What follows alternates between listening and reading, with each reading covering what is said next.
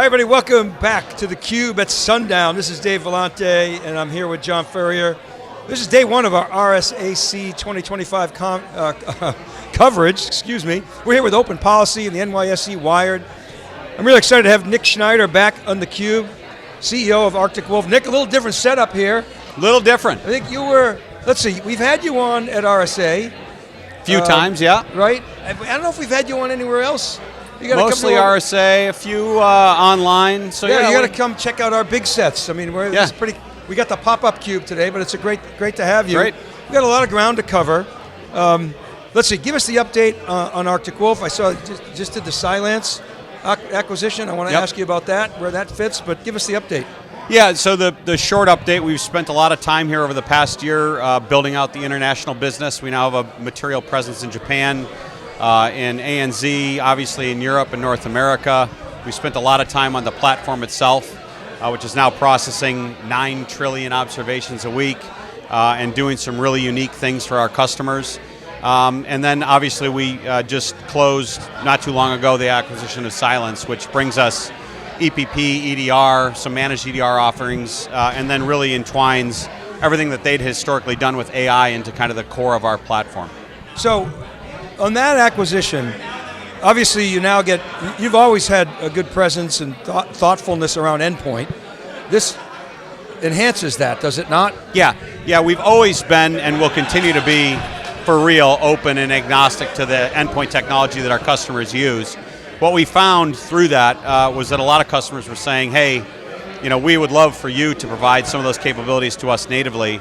And in bringing on the Cylance business, we got a large swath of customers that are really focused on the endpoint, that are looking for some of what we're doing on the security platform, and vice versa. So it was a really good, marriage for us. And we've talked about, your IPO plans. I won't go there, but when the time's right, you'll do it. Yeah. But one of my question is relevant, I think, because one of the things as a CEO that you look at is retention. You don't want high churn. How do you, when you do an acquisition like Cylance, how do you manage the risk of additional churn for a company that might not have had the same sort of either financial discipline or go-to-market discipline, product market fit? How do you think about that? Yeah, so number one is you spend a lot of time and energy making sure that you really understand the business you're bringing in. And that helps you to kind of get out of your own way with regards to where you need to focus or not focus your attention. And then you got to bring in some really strong technology. And Cylance's technology has historically been very, very good and continues to be very, very good. And I think as we've been able to make further investment as a part of Arctic Wolf, we've been able to really accelerate kind of the relationships that we've had, both Arctic Wolf relationships, but also the Cylance relationships we bought. And you might get this question a lot, but a lot of MSSPs, and you might say, Dave, we're really not an MSSP. We think of ourselves as sort of a more software, I would say that. Software leaning. I know you would, but a lot of people put you in that bucket. Yeah. Because you actually have a managed service, but you've got a very software heavy. But I'm going to ask the question and let you answer it. A lot of MSSPs, even though you're not in that bucket, would say, well, we're going to get our endpoint from a CrowdStrike or a Microsoft. We're going to partner with them. You chose not to for the reasons that we're talking about here, because you want to have really control of your own IP, I think is really the answer, right? Yeah, so on the MSSP, so MDR, the market, I think is really broken into 2 core types of MDR provider. You have a provider that is really offering services on top of a third-party technology or tool, and you have a true MDR provider that's providing detection and response capabilities on top of their own platform, and then layering in some level of engagement and service with the customer. And we're certainly the latter.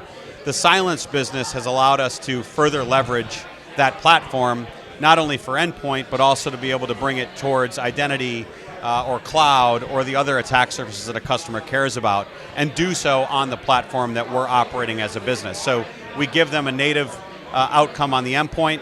We have integrations through the platform if they're leveraging a third party, but either way they get the outcome that they're after as a customer of Arctic Wolf.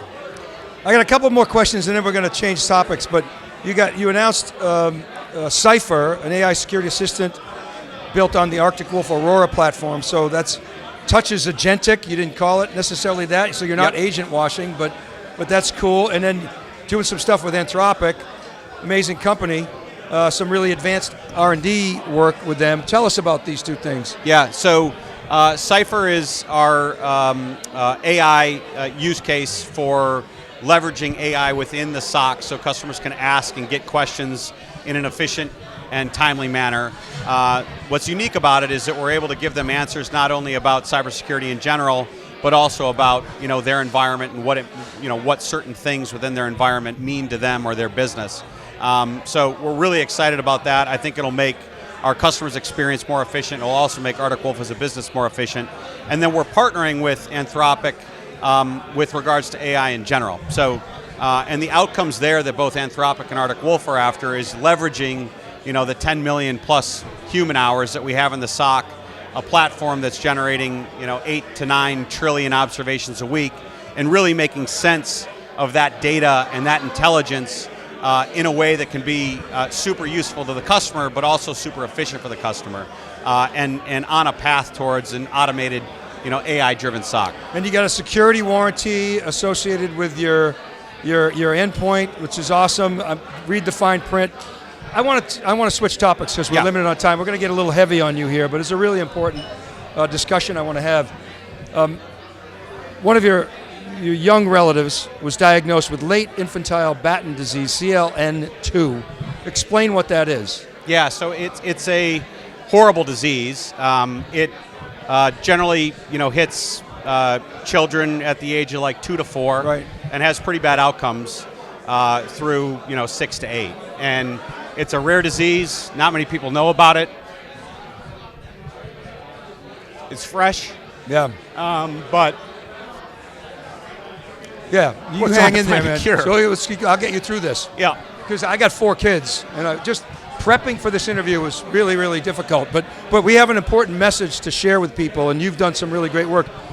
I mean, when you first heard about it and your family heard about it, I can't imagine what went through your mind. And my understanding is only one FDA-approved therapy for this, something called Brineura, and it's got limits. So what have you done? You've launched a family foundation, Helen's Pink Sky Foundation, to help. Explain the mission. Yeah, so at its core, we're just trying to find a cure, right? So it's a rare disease. There are some outstanding scientists and researchers working on the disease, but it's not something that gets everyday funding because not that many people know about it. So there's a therapy called enzyme replacement therapy, which was developed and certainly slows the progression. But we're trying to work with researchers and scientists to give us something that's a little bit more long-term and lasting, and in the end, try to cure Helen and other kids or families that are dealing with it. Yeah, and so, I mean, we're entering this AI era. I listen to people like Ray Kurzweil. They say if we live till 2050, we're never going to die, so there's hope. Yeah. And so how do you see technology and playing a role in potentially helping solve this disease? Yeah, so in almost every doctor that we've talked to, they're leveraging AI and they're leveraging the use of AI in getting through a lot of their laboratory testing. So to get a drug into the market, you have to go through extensive research in the lab, and then you have to test every different variation or common issue with that research before you can put it in a human. So first you got to make sure it's safe, then you have to get it into a human and make sure it does what you expect it to do. And they're leveraging technology in a really material way to get through those scenarios much quicker than we would have been able to do in the past, and that's a huge benefit to science in general. What have you and your family learned going through this terrible ordeal? Yeah. And what kind of advice would you give to others that are facing a similar shock? Yeah. I mean, it's a shock to the system. So we've tried to, internalize it and say, like, what can we do about it? And I think in doing that and creating the foundation, in working with doctors, you find a way to get some hope, right? And for me, that's been like what's gotten us through the motions, because it's brutal. And I think as you get to know other families, as you get to know researchers or scientists, you start to see that there's some areas or opportunities that can provide a different outcome to these kids. Yeah, and the challenge here, of course, is so little data. Yeah. So hopefully, maybe with synthetic data or with machine intelligence, how can people get involved? How can people help?